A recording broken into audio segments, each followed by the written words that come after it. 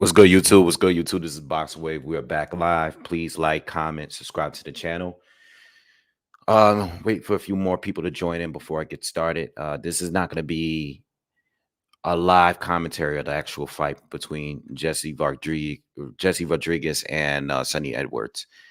I'm probably going to get back on live later. I do have a birthday dinner to go to, so I just wanted to speak on the fight a little bit before I headed out. Um, I didn't do a breakdown this week simply because time management and just being unsure of which direction I was going with this fight. I did do a lot of film study for this fight, but I wasn't able to like really like decide on how exactly I think this fight is gonna go. So I'm pretty much sure where I'm gonna go with it now. Very, very tough choice to pick between these two.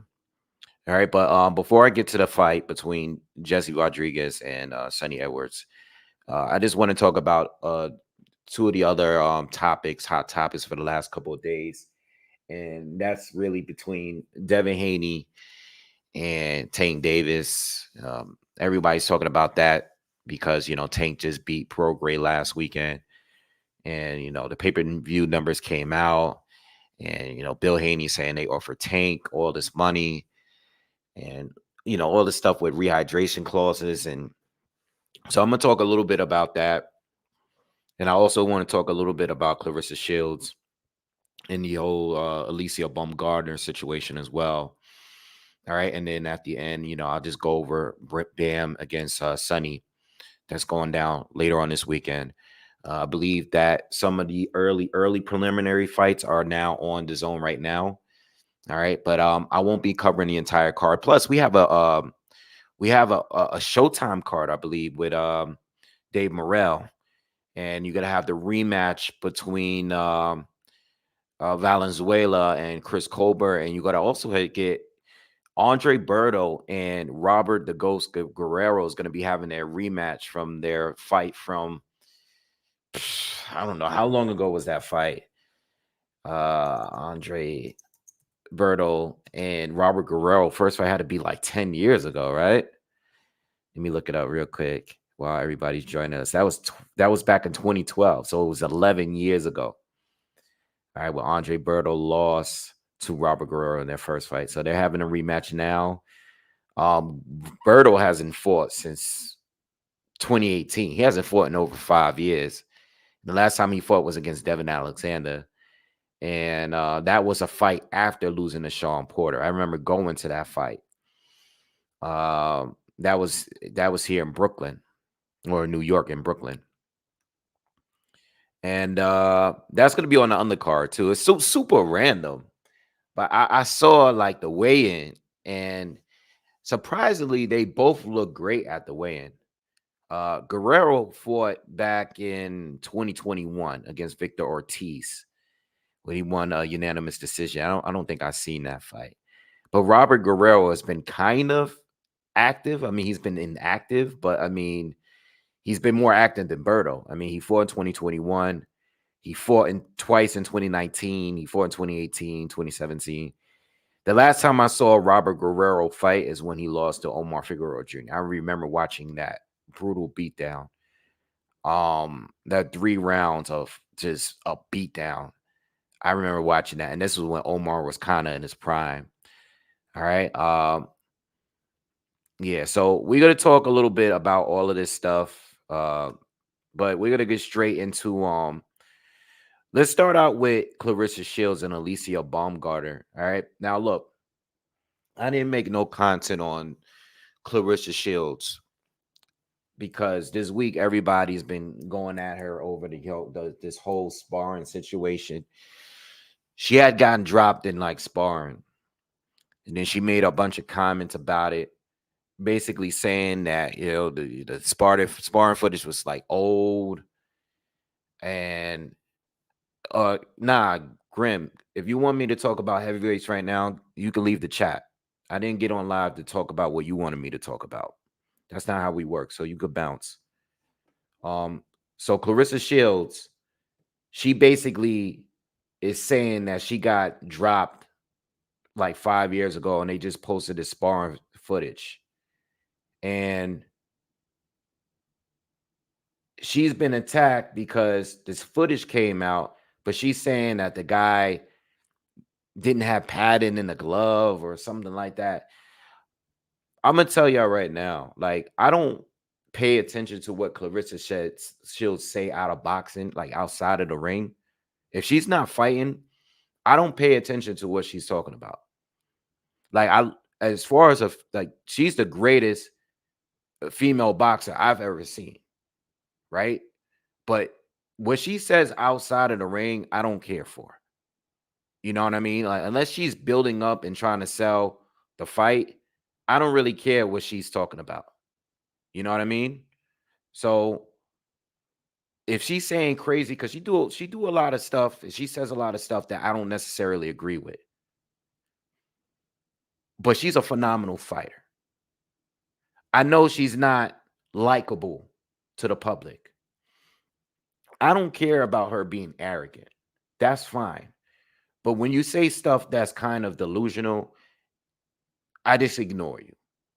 And that's the way I look at it. And that's the way I look at it with any celebrity, any fight, any person in general. I love what she does, but I don't agree with what she says and to the public. All right. And that's my stance on her. But as a fighter, she's the best I've ever seen as far as female fighters. She's the best I've ever seen. You know, so the reason why I don't add into the mix, like I don't add into the slander like this week, is because she is the best. And I know people that are jumping on to create content or to tweet about her. I already know they don't like her because they have a history of dissing her leading up to the Savannah Marshall fight. And in any when there's any opportunity to diss her, they do it. But it doesn't necessarily mean that I'm going to defend what she says and does outside of the ring. So I'm not defending any of that because I don't agree with it. But she is the best, in my opinion. She is the best. Now, my problem with Claressa Shields in this situation is I don't know why she's making a big deal of her getting dropped in sparring by a man. Why is she making a big deal? It's nothing embarrassing to get dropped in sparring. Period. Even if she got dropped in sparring by a woman, there's nothing to be ashamed about or embarrassed about. She needs to keep her insecurities in check. I feel like Claressa always have to go above and beyond in order to get people's attention. If you are the GOAT and if you are the greatest, which I think you are, many people think you are. Some people don't think you are. Some people give it to Katie Taylor or whoever. Cool. If you are the greatest, act that way. You don't have to be running around talking about, you got dropped in sparring, the guy didn't have no padding. You don't need to be doing that. If you are the greatest, carry yourself as the greatest. You don't need to be responding to any bit of criticism that you have. It takes away from your greatness when you're responding to any kind of criticism you get. That's the only problem I have with her. You don't have to do that. You don't have to reply or react to a sparring footage. The sparring footage thing is getting a little out of hand. Sometimes I don't mind it being blasted out when a fighter is being dishonest about what happened in a sparring session. But at the same time, I don't feel like the footage should be released. I think a lot of fighters is gaining clout based on what they do in sparring and not what they do in a pro fight. If you're blasting out video footage of you beating someone or having a best or clipping or editing a video of you beating a fighter that's a world champion, and you're not a world champion, or you're not even a top contender, or You have a losing record or something. I don't care. It's not a real fight. It doesn't count. There's no money on the line. From what I know, sparring is to prepare and to work on things leading up to the next fight, or just in general, just to work on your skills, your craft.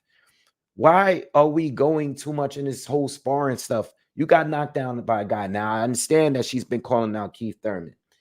I never liked the fact that she called out Keith Thurman. Why? Because Keith Thurman cannot fight you 100%. He is a male and you are a female. There's a reason why there's male boxing and there's female boxing. It goes the same for the WNBA and the NBA. There's male fighters and there's female fighters.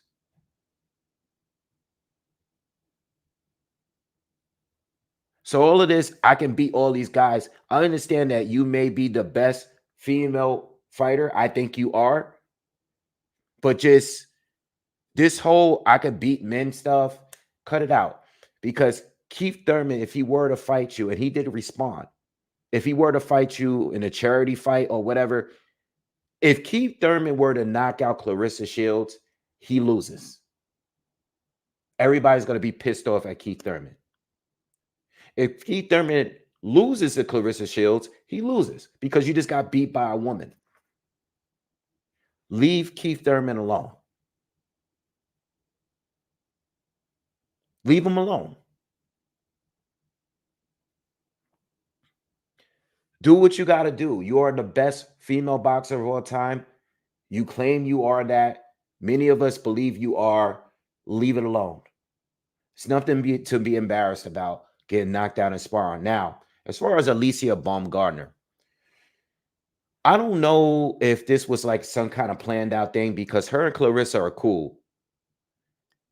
This can easily be a way to market their fight. They're cool with each other. I'm sure they could get on the phone and be like, yo, let's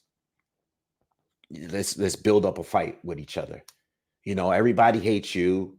And I'm talking about Claressa Shields. Everybody hates her already because they don't like how she carries herself outside of the ring. All right. They hate what she says in every interview, whatever. People dislike Claressa. They want to see her lose. Right. Then you got Alicia Bumgardner. She's coming off of the whole, failed drug test situation. All right. I don't even know if that's 100% cleared. I know that she put out her statement for herself saying that she's cleared. I don't know if she's been officially been cleared to fight. But regardless, my thoughts on this fight, if it were to happen, well, it would be a big fight simply because in female boxing, there's not that many stars. There's not many well-known fighters. Alicia Bumgardner and Claressa Shields are two of the most popular, talked about female boxers in America right now. So with that being said, it would be a big fight. They're both from Michigan. One is from Flint. One is from Detroit.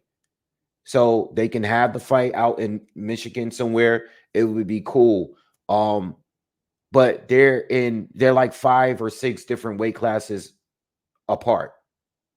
Alicia is a super featherweight, which is 130. And Claressa is currently a middleweight, which is at 160. Now, Claressa has won a title at junior middleweight, which is at 154. And Alicia has fought above 130 before. But as far as champions right now, Alicia would have to go 135, 140, 147, 154, 160. So that would be 5 divisions. Or you'll be fighting someone that's 5 divisions ahead of you. But she is challenging Claressa at 147, which would be for her to move up 3 weight divisions while Claressa moves down 2.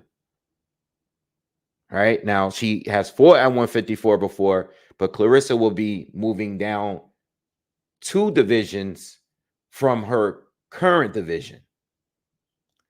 Now, the way I look at that fight, like if this fight is like a real thing, right? Because we know that Alicia has been wanting to fight Amanda Serrano.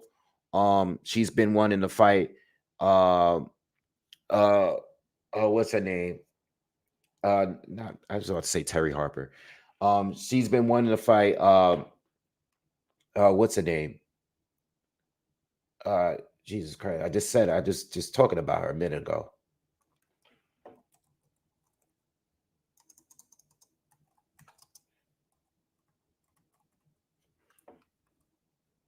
I can't think of her name. Who's the number one pound for pound female?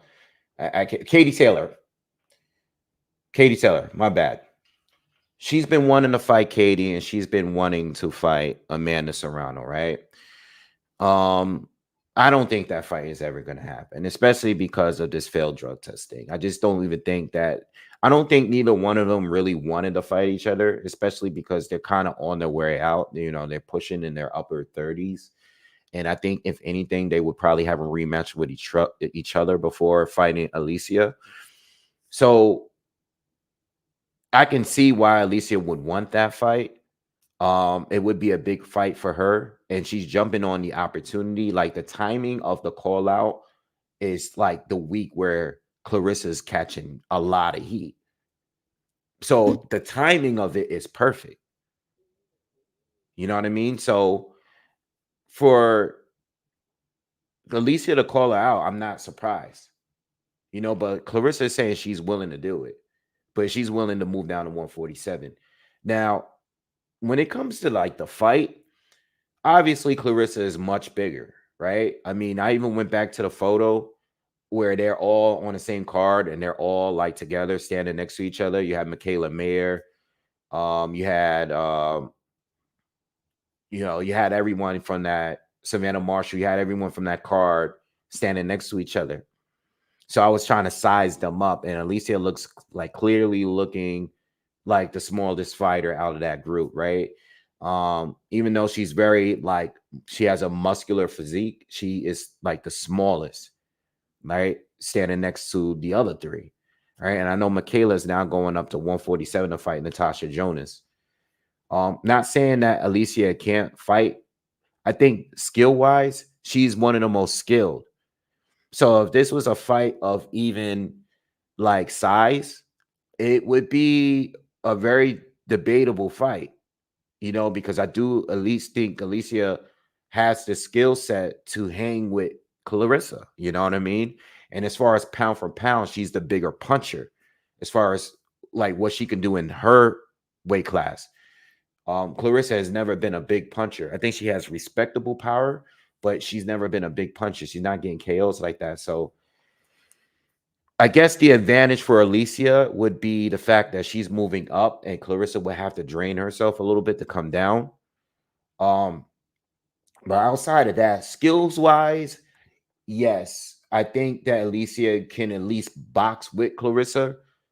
But outside of that, you got the size factor, and then you also got the I think Alicia Bumgardner always had like conditioning, like stamina issues. She always seems to fade a little bit. I think she's gotten a little better.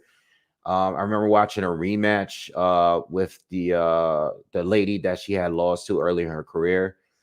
But she's faded in fights. I mean, she has big power. She's pretty explosive. Good hand speed and everything. A very good counter puncher. But she tends to fade a little bit. Late. So I don't know, man. You guys know. And shout out to everyone in the chat that's joined. I see you guys. I'm just trying to get these thoughts off real quick. I'm not a big fan of people jumping up multiple divisions, but I know that the female boxing game is different because you have certain divisions where you only got like barely a dozen fighters in certain divisions. You know what I mean? You really don't have that many options, and if two of the top ranked fighters don't want to fight you, in your division, or around your division that have names, I can see why she would want to take that fight, but I don't know, man. I'm not a crazy fan about it. I understand it would be a big fight. I would like to see her fight Delphine Pursoon if she's going to stay in her division. If she doesn't get this fight, I would like to see that fight because you would be fighting a pretty good pressure fighter. You know what I mean? But outside of that, man, I'm cool with the fight, I guess, because it would be a good fight, like a big fight. But the multiple divisions, once we go up two divisions, it's a little too much for me. Usually, that's my rule with the male fighters. Going up two divisions, I have two plus divisions. I'm not a fan of that, especially if there's a lot of like names in between that division. You know what I mean? And definitely, if you haven't proven to be the best in your division, I think Alicia is the best. Obviously, she's pound for pound. I mean, she's pound for pound, but she's undisputed. But I would still like to see the Delphine Pursuit fight. You know what I mean? Because Delphine has been a beast. She arguably won the first Katie Taylor fight. I was there that day. I saw it live, and she's still relevant. So that's my whole thing on that fight. All right. What else? Clarence Peter, what's good with you, man? Uh,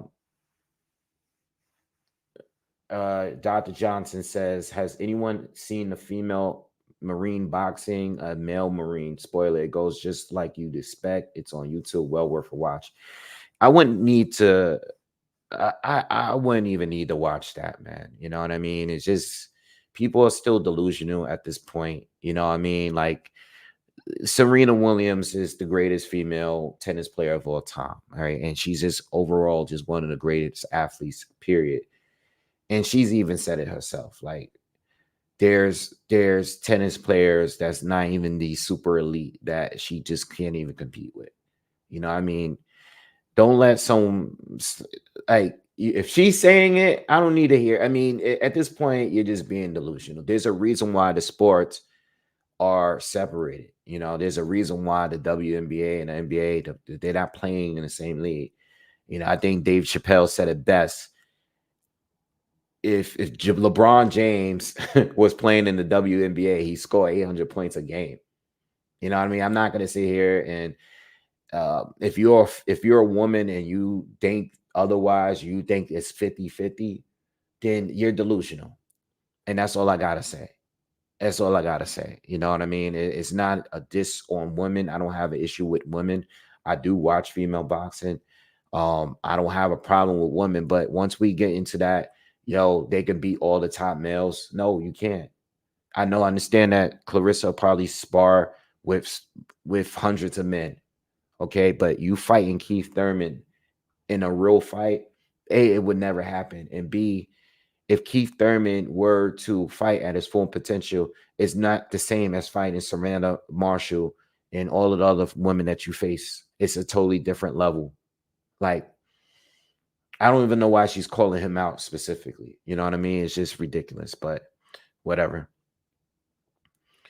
DJ, to answer your question, I don't know, man. I have to I'm gonna do my yearly wrap up like I normally do. I'm gonna do like the fight of the year.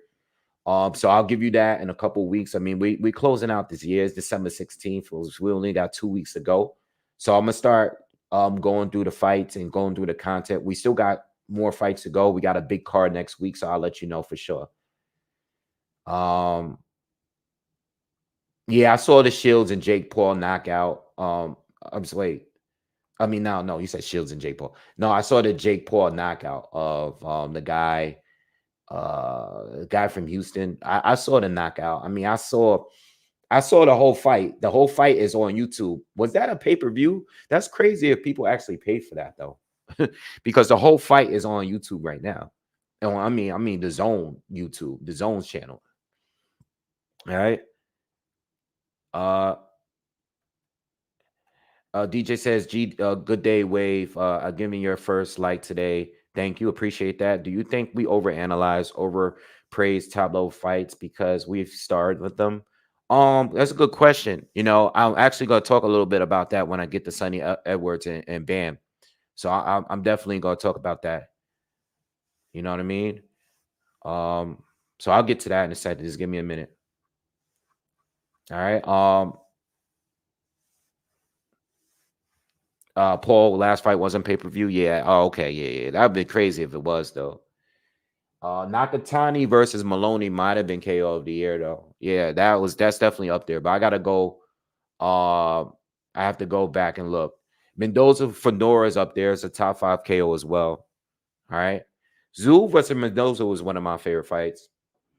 But don't even get me started, bro. Because I'm gonna do a video talking about that. All right. So give me a couple weeks, y'all. I want to wait till next week and everything. All right. So look, let's go to the next topic real quick. Let's talk about Devin Haney and Tank. And I only want to follow up with this because I seen everybody been talking about it the last few days. I know I did content early this week about it. And I basically said, yo, this is the way I look at it, man.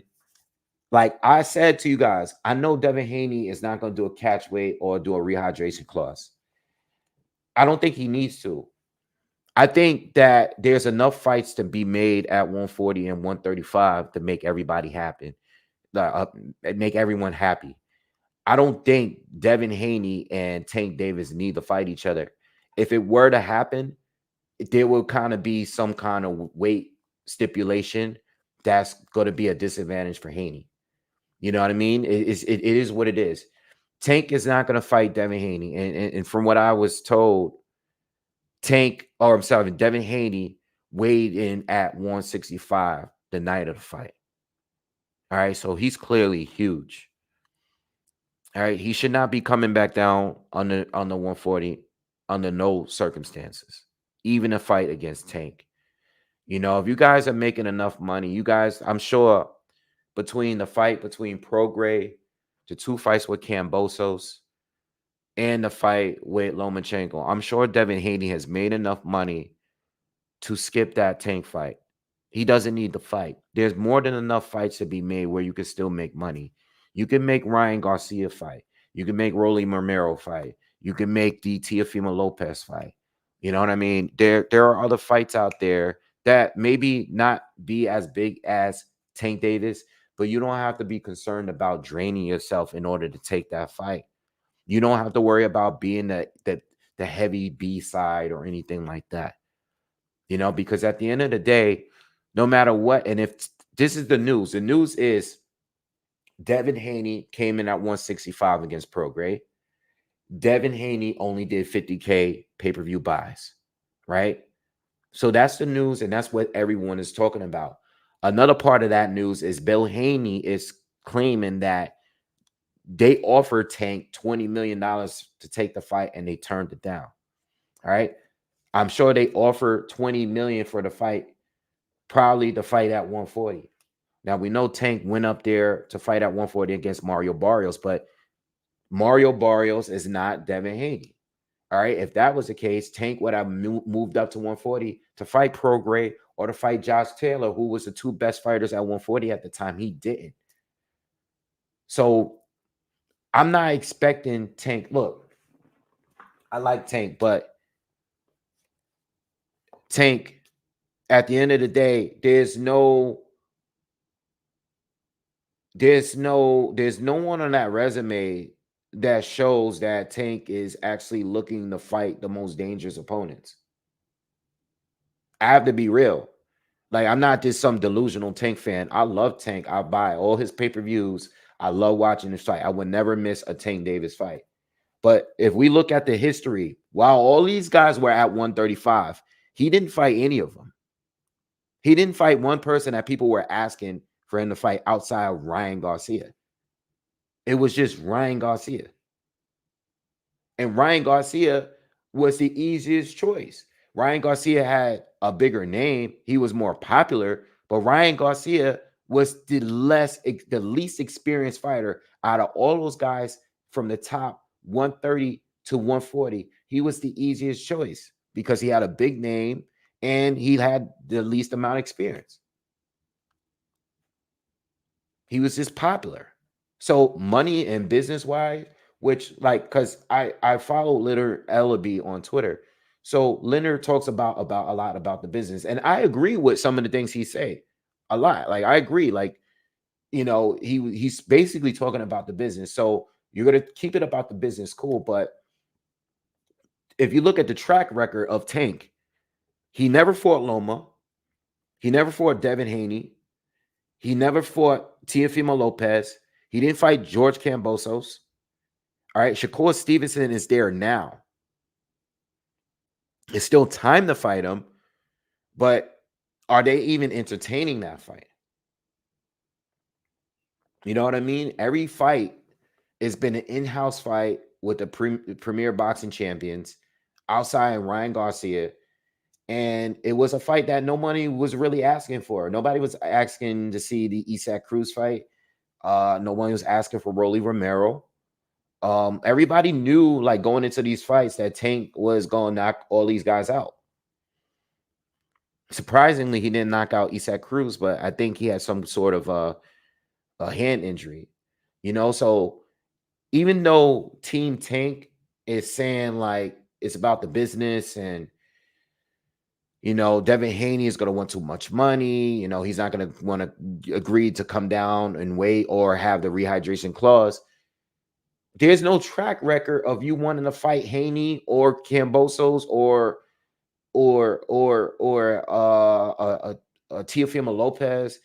You know, these fights that you picked, if Tank were to fight someone next, who is it going to be? I would expect it to be Isaac Cruz. I don't want it to be Isaac Cruz, but at the top level at 135, I think the most difficult opponent that I can see Tank fighting right now is possibly Frank Martin, simply because he's a PBC fighter.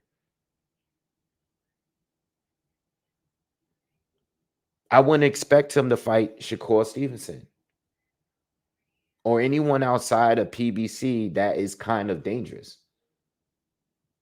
You know, so I like Tank a lot. He's fun to watch. I think his talent is bigger than his opposition, but he hasn't proven it. I can say that and be wrong.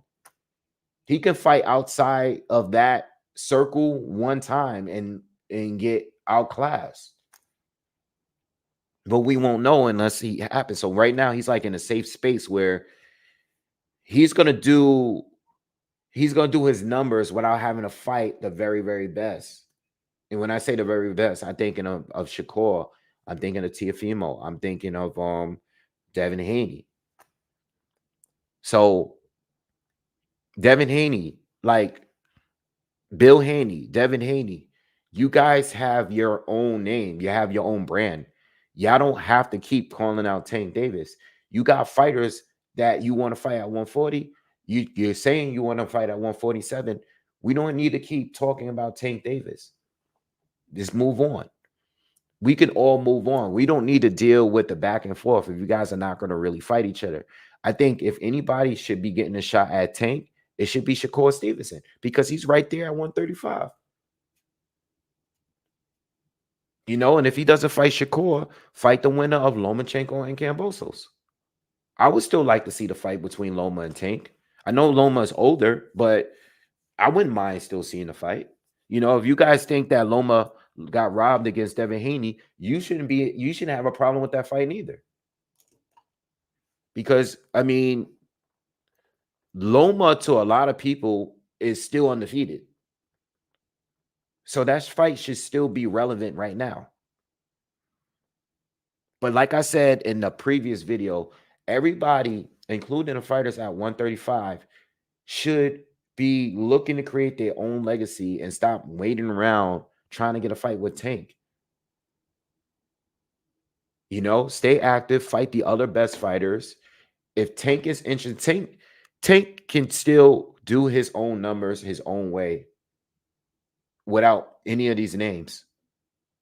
Now, obviously, as far as pay-per-view, he needs to get in there with another big name in order to sell a lot of pay-per-views. But by himself, he's going to do, I don't know, decent pay-per-view numbers. If they're cool with that and making sure that the opposition is not that good, then that's what they want to do. Everybody else needs to move on. And if you're at 140 and if you're at 135 like Shakur, there's still other options for you. There's a lot of top fighters at 135 that haven't fought each other yet. Jermaine Ortiz, William Zepeda, Frank Martin. All right, Keyshawn Davis, Floyd Schofield. There's a lot of names that's there. We don't need, and there's prospects on to come up too. We don't need Tank. Tank is gonna be, I mean, I want Tank to fight one of those dudes, but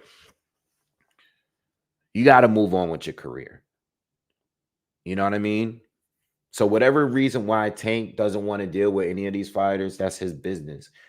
But you know, for Devin to move up to 140 and consider moving to 147 even, why even be bothered with that at this point? Like, you came in at 165. Of course, they're not going to fight you without a rehydration clause, man. You coming in at 165. Tank is not even a big lightweight. You know what I mean? If Tank was a little bit more disciplined, he could probably still fight at super featherweight easy. He can still fight at super feather. You know what I mean? Like, I'm just being real. You know what I mean? Like, I like a lot of these fighters. Actually, I like them all. All these fighters I just named, from Tio to Loma to Haney to Tank, I like them all. Shakur, I like them all. It's just like, I want to see those fights. But, you know, there's still a lot of fights that can happen, even if Tank is not involved. And that's the point that I'm trying to make. So that's the way I feel. And I feel like also, like, since Tank seems to be the big name, you need to pick up those other wins until you get that phone call. If they can make the phone call, then if they make the phone call, then take the fight. But if not, then keep moving how you moving. All right. So I'm gonna just leave it at that. All right, so let's go to the last topic, man. I want to get off because I know the fight is gonna come up. Everybody hit the thumbs up real quick. Look, I'm not covering the entire card live because I have to go to a birthday dinner. I'm gonna be back. Hopefully I can get back home before the main event starts, so I can come back on live, so I can cover the fight, at least the main event. All right. Um, Somebody said something about overanalyzing earlier. Right? Somebody left me a comment. Do we think we overanalyze? And I think we do sometimes, especially content creators like myself that do breakdown and prediction videos, because we basically we do all this film study, right? I've been doing film study all week on and off with Bam and Sonny.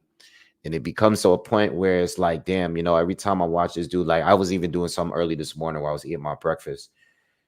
Every time I go back to watching Sonny fight again, it's like I can see how he can win this fight. But then when I go to Bam, it's like I can see how he can win too.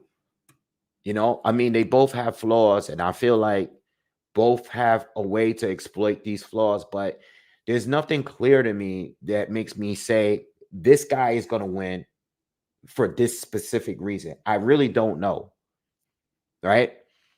Because I'm going to be honest with you. If this fight happened a year ago, like, I mean, exactly 1 year ago, when Bam was coming off those two big wins at 115, I would have probably just picked him. I would have probably not even had thought too much about it. You know what I mean?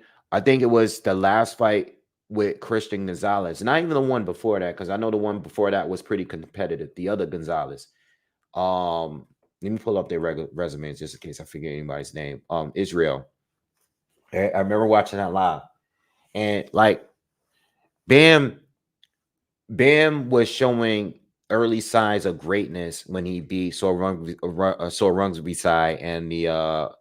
and Carlos Carges, right? When he beat those two, when he beat Quadras and Sorungsby, it was just like, yo, do you guys remember at that moment last year, 2022, at that moment, people were already saying Bam was like a pound for pound fighter, like right away. Like, we were having conversations on whether or not he could beat Chocolatito and Estrada. Like, people won't say it now, but that was what the conversation was at the end of 2022. with those wins and the way that he won, how impressive he looked winning those fights.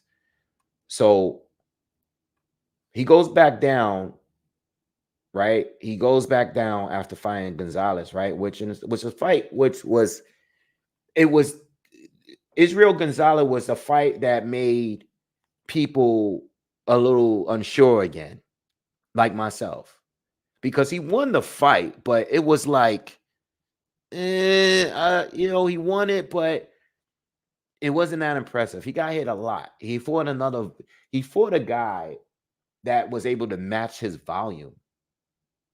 You know what I mean? He was able to match his volume, and he actually was able to get a lot of work done on the inside and land a lot of shots. So Gonzalez fight was cool. It was a good fight. It was back and forth. It was I do still think Bam had more effective shots, but it was the amount of shots, that Gonzalez landed that made it really made it debatable. You know what I mean? And then he had this fight, his recent fight against Christian Gonzalez. And I remember watching that live too. Right? Was it its own card? Was it the main event? I think it was. All right. He had Raymond Ford on the card. I remember this card. So I remember watching this fight, and I'm looking at Christian Gonzalez, and then he brings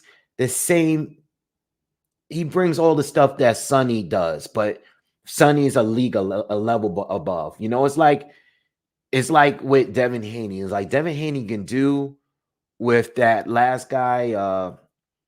What's Regis Progray's last opponent name? Zaria. It's like he can do what Zaria can do, but Devin Haney's at a different level, and he showed us last Saturday he's at a different level.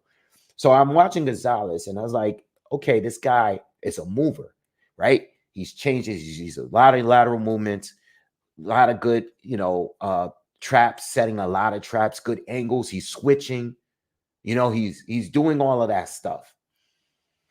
So I'm like, all right, this guy is good. He's giving Bam some trouble. Bam won the fight again, but it's like Bam struggles more against a fighter like him. Why? Because the guy is a mover.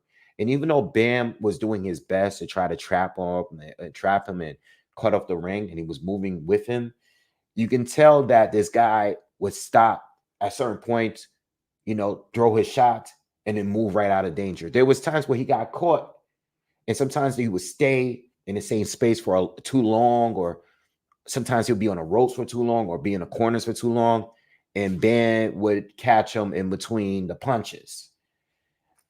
But I think Sonny's a step above this guy. Like this guy that he fought, and I'm talking about Gonzalez. Sonny, unlike him, Sonny is a little better defensively. You know what I mean? Sonny keeps his head, he keeps his hands low at times, but he likes to apply those high guard traps and stuff like that too, and he likes to counter in between the shots. The huge issue that I have with Sonny is not even like an issue. It's like he just doesn't have big punching power, but he can do everything. It's not like Sonny is really, really good, and he brings that awkwardness. He has the angles. He can switch, and he can hit you from positions you wouldn't expect him to throw from.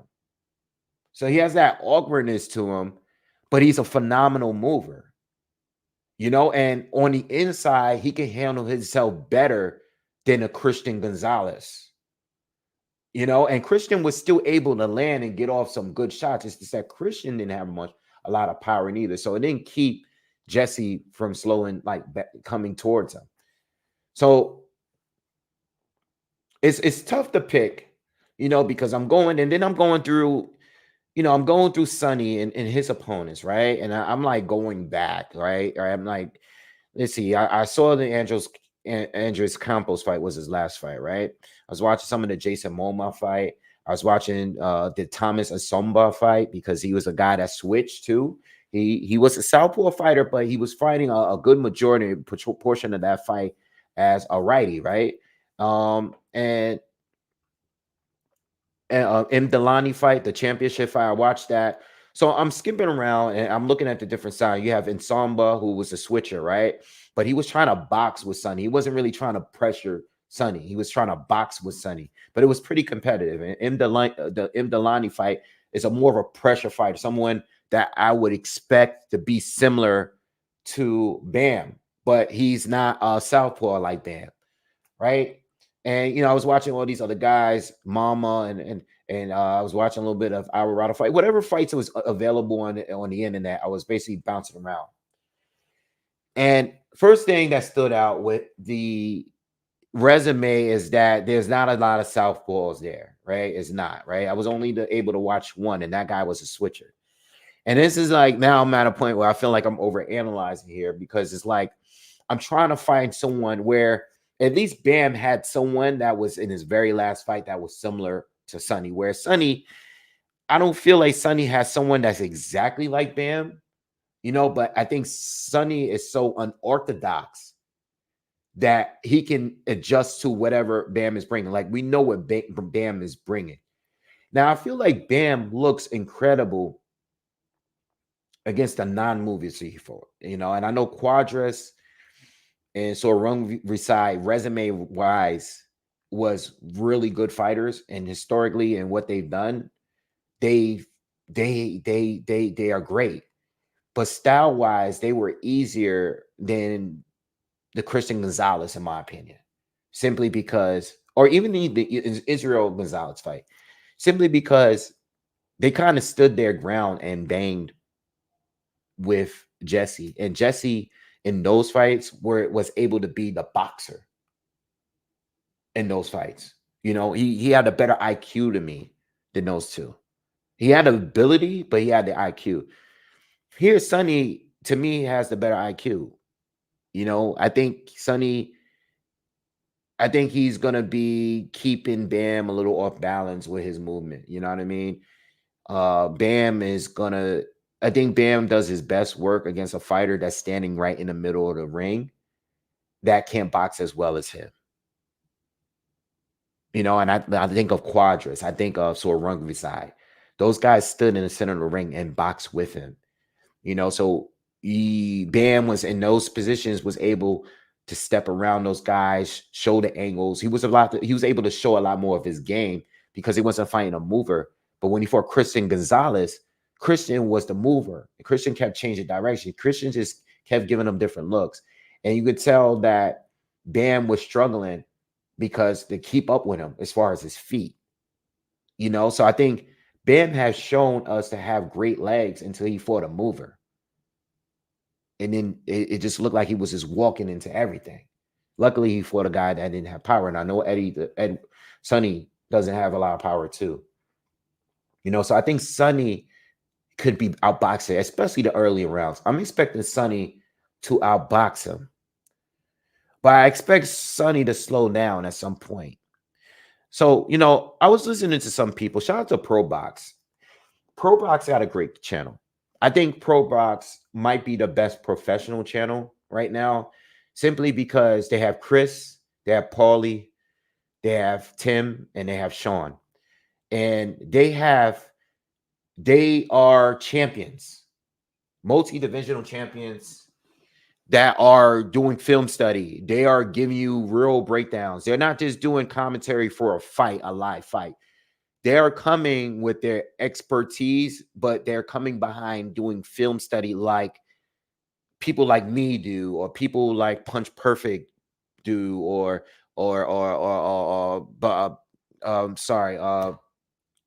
gyms and all the guys that's on. These guys are coming with championship level experience and knowledge, and they're having a conversation with each other about how this fight goes. So shout out to them. I think they was bringing up some good points. I think when it comes to this, though, I think a lot of us are expecting Sonny to move a lot, and I think at some point in this fight, he will. But I also think that Sonny should try to box with Bam in the middle of the ring. I don't think he should start out moving a lot because it's just going to drain him. I think Bam fighting Sonny and playing that chess match with Sonny would be an advantage for Sonny. If Sonny can find a way to hold his ground without being on a back foot so much or moving laterally so much, if he can find a way to outbox Bam without having to move too much, he would win the rounds more comfortably. You know what I mean? It won't look like he's retreating. That's my thing with this. I think he would do better by sitting there, and because the thing is he can exchange. He just doesn't have the power to keep Bam off him. He doesn't. So I think when it comes to Sonny, I think he needs to force himself to fight in the middle of the ring and box with Bam. And use the ring, but don't overuse it. Or don't start. I know he likes to go to the ropes. I know he likes to go to the corners and put his back there and set traps. I personally don't think he should be fighting that kind of fight early. I think if it becomes a boxing match where I think it can look like Sonny is landing the more telling shots, but they're not as effective, where Bam might hit him and it might look like it hurt more. Bam could win rounds. He might not land as much, but he can win rounds based off the fact that he looks as if he's being the aggressor and it looks like he's more powerful. Another key thing is that this fight is in Arizona, and I hate to do this. I really hate to do this. I hate to do this, but I do believe that if the fight is really, really close, I'm expecting it to go to Bam. I'm expecting it to go to Bam. Not saying that close fights elsewhere in other countries, other states, sometimes it's surprising and it's fair, but I do think that even if Sonny is winning, maybe it's a 7 rounds of 5, he got some swing rounds in there. I'm expecting it to go to Bam.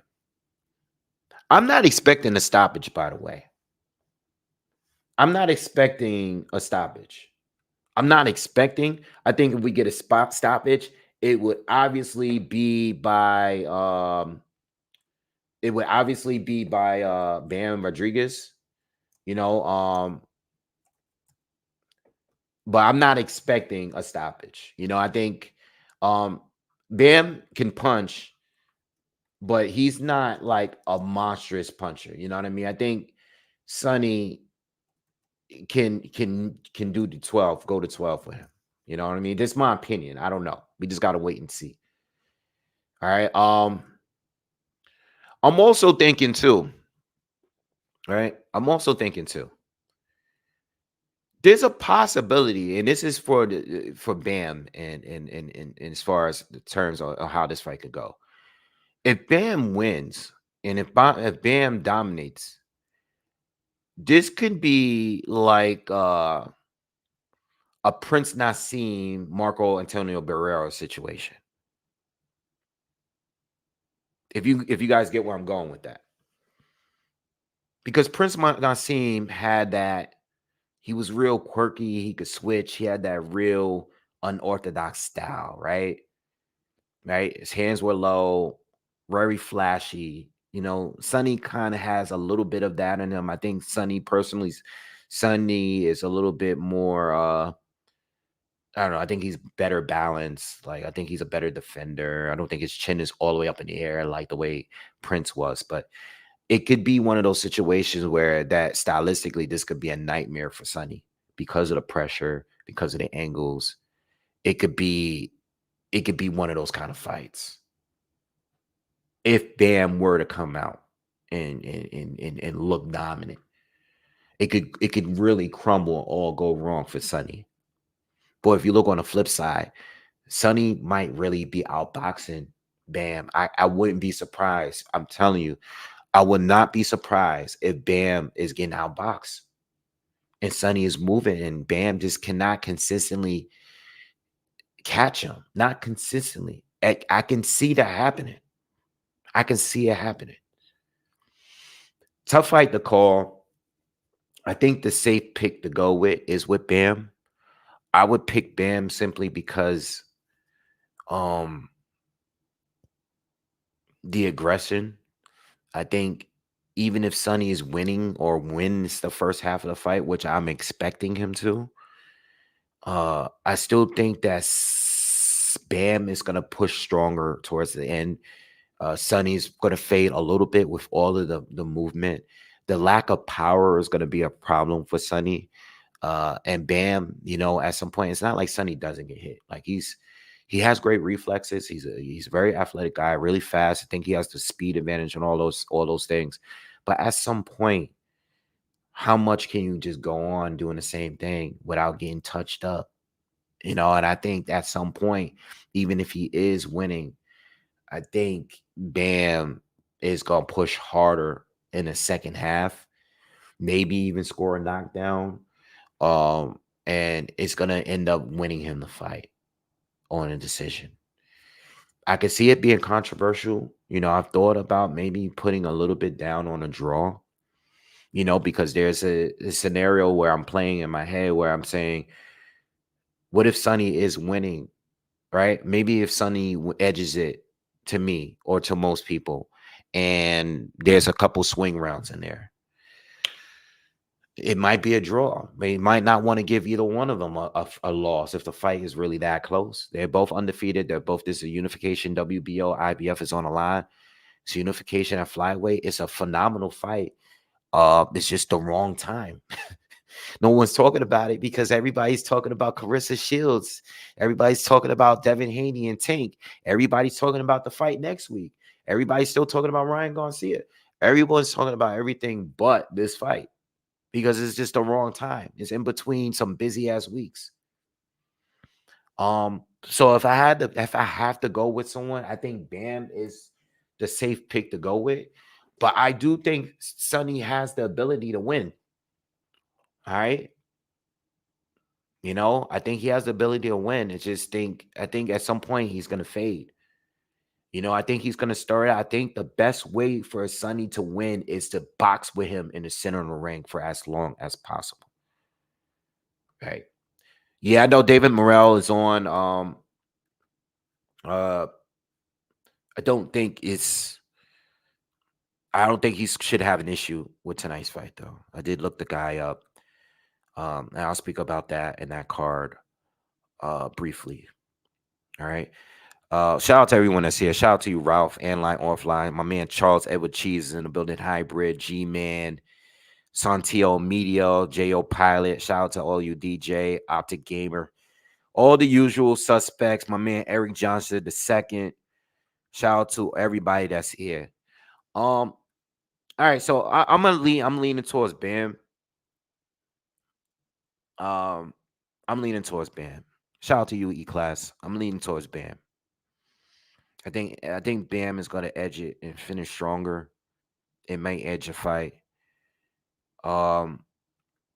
Yeah, so let's talk about real quick before I get on out of here. David Morrell is making his return tonight. I believe the fight is on Showtime. Yeah, it is on Showtime.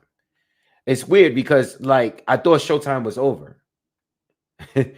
I thought Showtime was over. I thought it was over, but I guess this is their last card.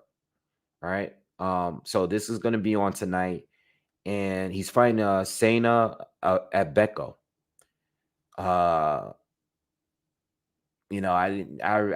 was able to find a fight online. I'm not really familiar with him. It's nothing that I watched him for a fighter from Ghana.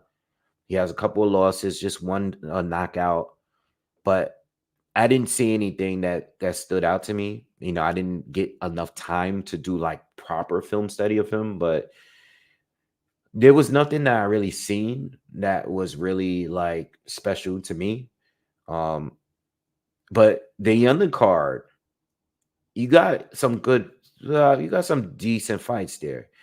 You got Chris Colbert having his rematch with Jose Valenzuela. I want to see this fight because I remember the fight being close.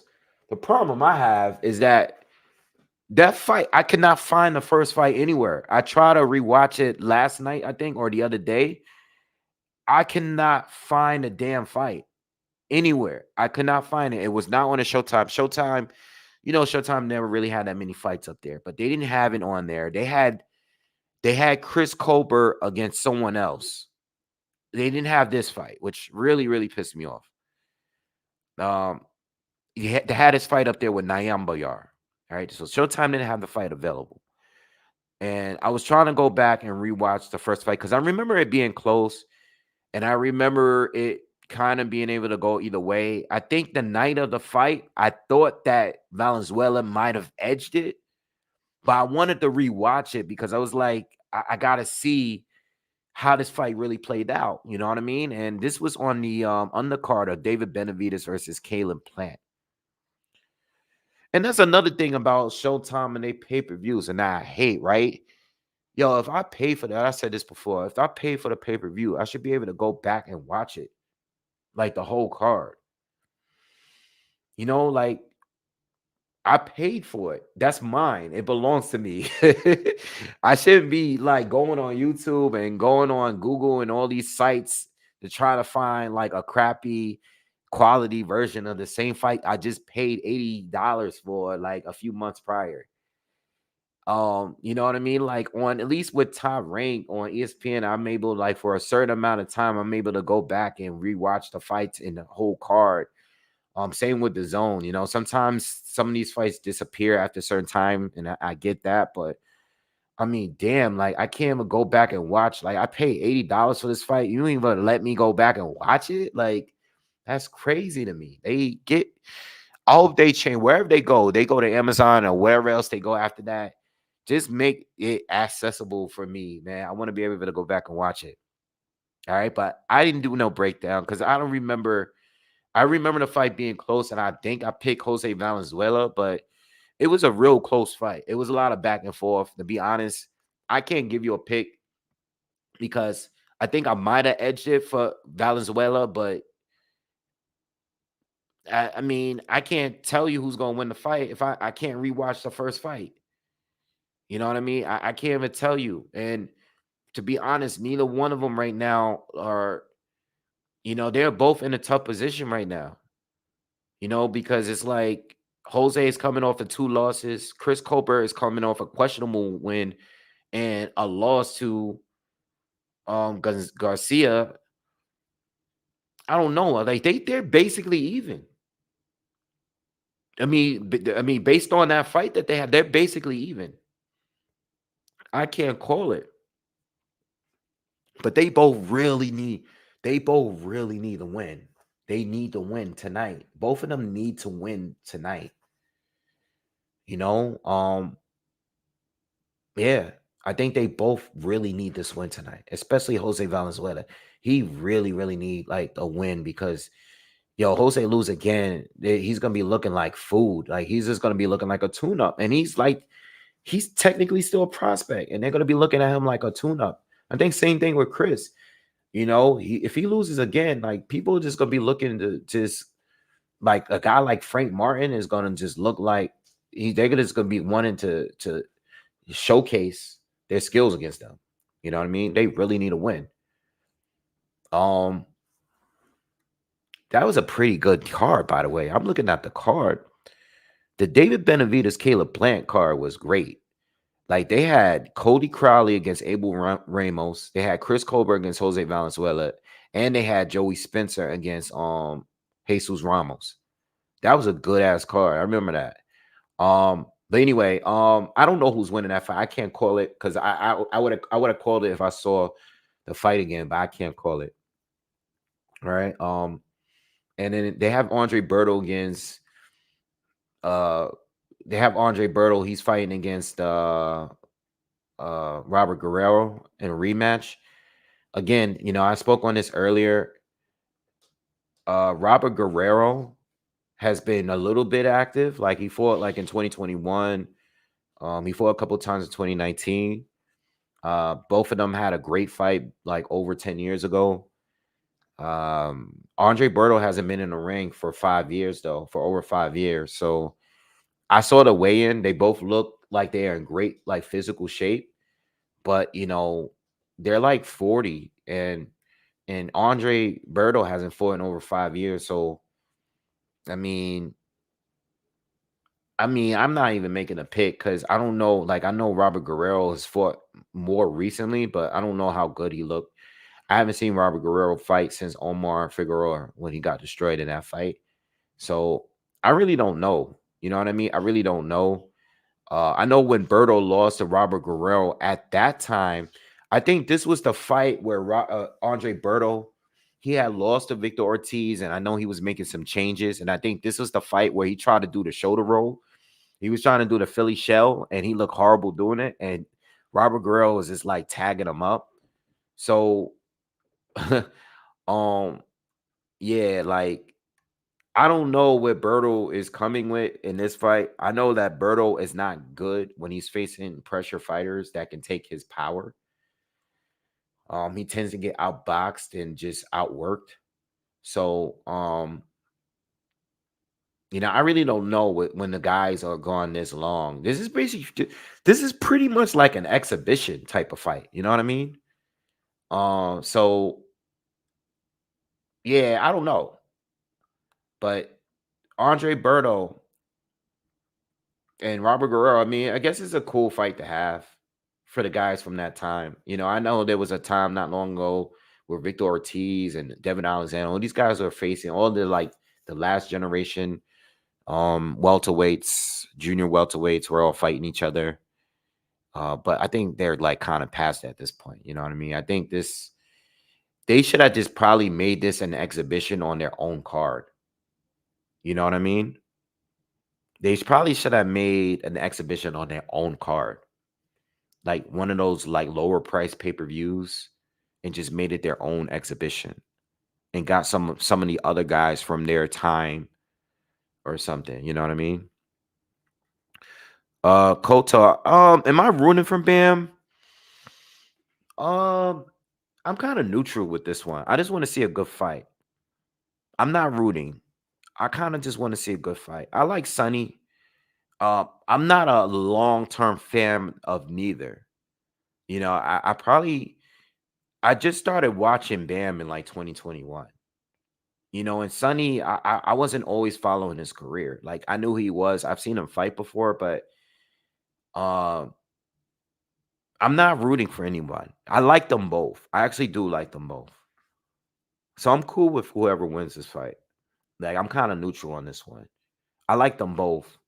I do think they're the two best fighters at 112 right now, too. So I think they're both will beat Martinez. You know what I mean? I think they're both the best at 112. 115 is a different story, but I don't have no fight in this one here. I just kind of wanted to see a good fight, to be honest. All right. So look, this is the deal, guys. I have a birthday dinner to go to. I have to be there in less than an hour. This is the deal. I'm not gonna be able to cover the whole card, but I should be back before the main event. All right, I'm gonna go. I'm gonna try not to party too much. Come straight back here because I want to see this fight. All right, so just be on the lookout. I'm gonna try to pop up online. If worst case scenario, if I can't, I'll at least do a post fight review. But I want to watch this live with you guys. So I do have a birthday dinner to go to. So I want to have a good time, but I want to watch this fight. So I'm gonna try to make it back. It is actually local, so I should be back home. But if I pop up, I'll try to pop up with you guys. Just be on the lookout. If I do pop up, I'll jump on. All right. Y'all have a good time. A lot of fights on. You have the Showtime and the DAZN card. So have fun. I believe there's a good UFC card too. So whatever you guys decide on, I'll try to jump back on here later. All right. Again, like, comment, subscribe. I'll see you guys on the next one. Peace.